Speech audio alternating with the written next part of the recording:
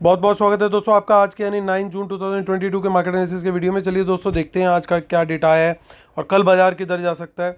Start करेंगे index future से, क्योंकि आज एक्सपायरी थी तो बहुत सारी पोजीशन हो चुकी है एक्सपायर। तो सीधा चलेंगे और नेट पोजीशन देखेंगे इंडेक्स फ्यूचर्स में। Retail client, domestic institutions, foreign institutions और प्रोज यानी प्रोप्राइटरी अकाउंट। तो रिटेलर्स के 20,000 कॉन्ट्रैक्ट बाय करने के साथ हो गया 1,32,000 लॉन्ग। काफ़ी दिन बाद इतना बड़ा नंबर पहुंचा है, ये लगातार बढ़ता चला जा रहा है। डीआईएस के 5,000 के सेल के बाद हो गए 58,000 नेट शॉर्ट। उसके बाद एफ आईज को देखें तो 10,000 की उनकी सेल है, उनके हो गए ऑलमोस्ट 80,000 शॉर्ट्स। और प्रोज की सेलिंग के साथ उनके अब रह गए लॉन्ग 5,200। चलते हैं इंडेक्स कॉल में, जहाँ पे रिटेलर होल्ड कर रहे थे बड़ी पोजीशन, अब रह गई है काफ़ी कम। इनफैक्ट वो आ गए हैं अब इस समय नेट बेसिस पे कॉल राइटिंग में, क्योंकि 4,27,000 की कॉल सेल आई है उनकी आज। और एफ आईज का देखें तो 53,000 का बाय आया है उनका, यानी 56,000 कॉन्ट्रैक्ट वो लॉन्ग हो चुके हैं। और 3,74,000 के बाय के साथ अब नेट बेसिस पे 32,000 शॉर्ट रह गए हैं प्रोस, जिनके कल तक 4 लाख से ज़्यादा शॉर्ट थे इंडेक्स कॉल में। चलते हैं इंडेक्स पुट में, जहाँ पे हमारे बब्बर शेयरों ने यानी रिटेलर्स ने जो इन्होंने नेकेड पुट सेलिंग करी है, आज वापस से वो जिंदा हो गए हैं और उन्होंने फिर से पुट सेल कर दी है 50,000 कॉन्ट्रैक्ट। और अब उनके पास 2,07,000 नेट बेसिस पे पुट सेल है। डी का 31,000 पुट लॉन्ग है। एफ ने भी कुछ पुट्स बेची हैं, जिसके चलते अब उनके पास रह गई है 1,80,000 पुट लॉन्ग। और प्रोज को देखें तो 55,000 पुट बाय करने के बाद जो कि उनकी सेल में थी, अब रह गए उनके 4,000 शॉर्ट्स। स्टॉक फ्यूचर पे आते हैं। स्टॉक फ्यूचर में एफ का 14,000 का वापस बाय आया है, नंबर बढ़ के हो गया 4,55,000। और स्टॉक कॉल्स और फ्यूचर्स का बहुत ज़्यादा डेटा नहीं है आज, हालांकि रिटेलर्स का बाय है कॉल में और पुट में भी, दोनों में ही बाइंग किया और स्मार्ट मनी ने किया इसका ऑपोजिट एक्शन। चलते हैं हम एनएसई की साइड पर और कैश मार्केट का डेटा देखते हैं। तो एफ ने आज फिर से सेलिंग करी है 1,500 करोड़। डी ने बाय किया थोड़ा सा उससे ज़्यादा ही 1,600 करोड़। और चलते हैं अब हम इंडेक्स फ्यूचर को देख लेते हैं। तो बैंक निफ्टी को देखिए तो यहाँ पे शॉर्ट कवरिंग क्लियरली देखने को मिली है हमें, और प्रीमियम यहाँ पे आ चुका है बड़ा साफ साफ। अब हम वापस देख लेंगे निफ्टी फ्यूचर्स को। सो निफ्टी फ्यूचर्स में भी देख लेते हैं हम कि वहाँ क्या सिनेरियो हुआ है। तो वहाँ पे लॉन्ग बिल्डअप दिखाई दे रहा है साफ साफ, लेकिन लॉन्ग बिल्डअप जैसे कि आप जानते हैं कि मोस्टली आज रिटेलर्स करके गए हैं। So that is another point of data जिसे नोट करना चाहिए। और अब हम चलते हैं निफ्टी की ऑप्शन चेन पर। निफ्टी की ऑप्शन चेन में देखेंगे हम 16 जून, क्योंकि 9 जून का डेटा आज अब ख़त्म हो चुका है, एक्सपायर हो चुका है, तो वो हमारे लिए किसी रेलेवेंस का अब नहीं रहा है। आज क्योंकि कॉल्स में जो बाय दिख रहा है वो मोस्टली दिख रहा है एफ की तरफ से, तो पॉसिबिलिटी है कि ये कॉल्स जो हैं वो स्मार्ट मनी ने बाय करी हों। और जो रेजिस्टेंस है वो दिखाई दे रही है हमें सीधा आप 16,600 के लेवल पे। तो ये लेवल अगर क्रॉस होता है और सस्टेन होता है तो फिर बहुत बढ़िया अप मूव हमें देखने को मिलेगा। और पुट साइड पे भी क्योंकि उन्होंने रोल ओवर करी है, तो कुछ इन द मनी पुट्स भी ऐसा लगता है स्मार्ट मनी कैरी करके गई है। इसमें प्रोज और एफ दोनों शामिल लग रहे हैं। और जो हमारी सपोर्ट है वो 16,400 के लेवल पे अब एक अच्छा बेस बनता हुआ हमें दिखाई दे रहा है। चलते हैं हम आगे की ऑप्शन चेन में।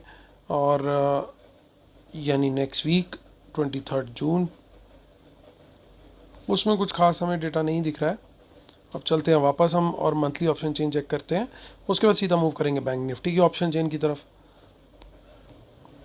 तो मंथली ऑप्शन चेन में भी आप देख सकते हो दोस्तों, कुछ खास डेटा हमें देखने को नहीं मिल रहा है, बिल्कुल ही साइलेंट डेटा है यहाँ पे। तो हम चलते हैं सीधा बैंक निफ्टी की तरफ। बैंक निफ्टी में हम देखेंगे 16 जून का डेटा।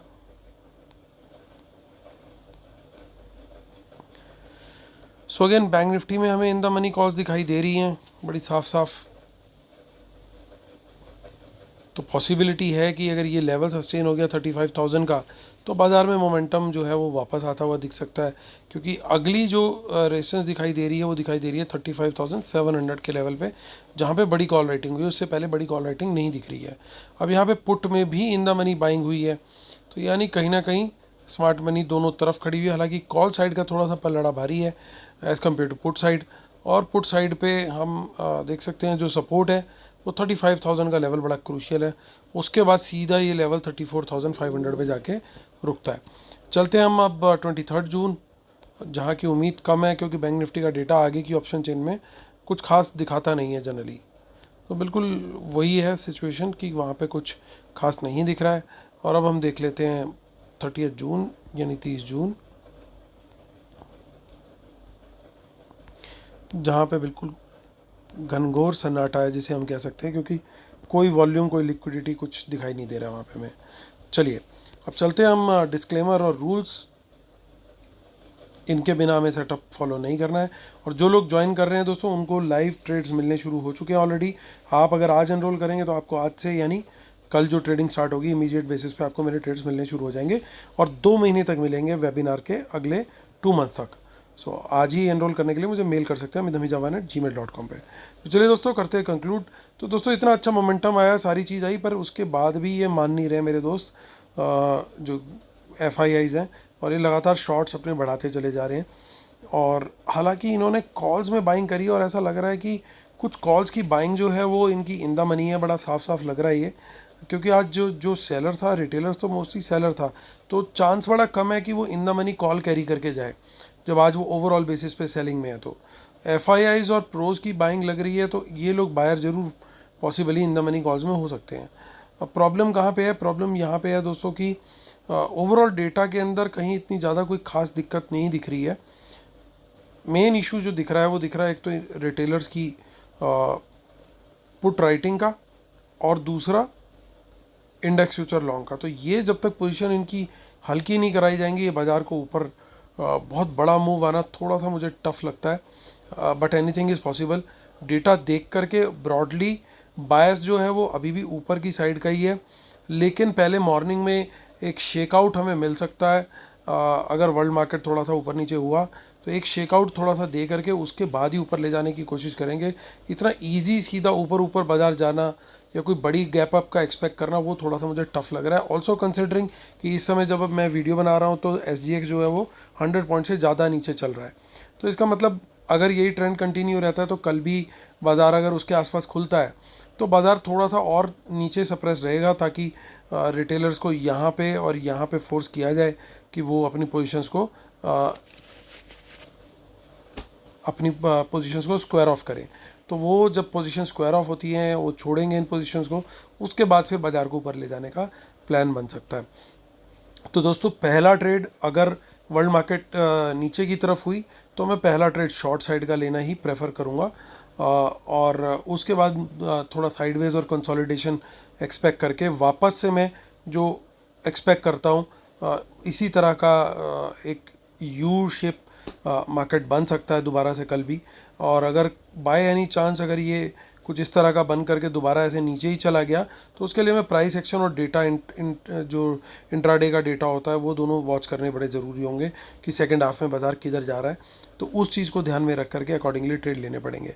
और इंडिविजुअल स्टॉक्स में लॉन्ग की पोजीशन भी मैं साथ में कंसिडर करूंगा, क्योंकि लगातार इनकी पोजीशन जो हो रही है वो स्टॉक्स में कंसोलिडेट होती जा रही है, फ्यूचर्स में इन पर्टिकुलर। तो वहाँ पे अच्छे मोमेंटम देखने को मिल सकते हैं। तो वहाँ पे इंडिविजुअल स्टॉक्स में मैं लॉन्ग का ट्रेड भी प्रेफर करूँगा। तो दोस्तों ये मेरी स्ट्रैटेजी है कल की, और उम्मीद करता हूँ आप लोग को वीडियो पसंद आया होगा। प्लीज़ लाइक का बटन जरूर दबाइएगा, और जिन्होंने अभी तक सब्सक्राइब नहीं किया प्लीज़ सब्सक्राइब जरूर कीजिएगा, और जिन्होंने वेबिनार ज्वाइन नहीं किया वो अभी मुझे मेल कीजिए। चलिए दोस्तों कल फिर आपसे ये मुलाकात होती है, तब तक के लिए टेक केयर, बाय बाय।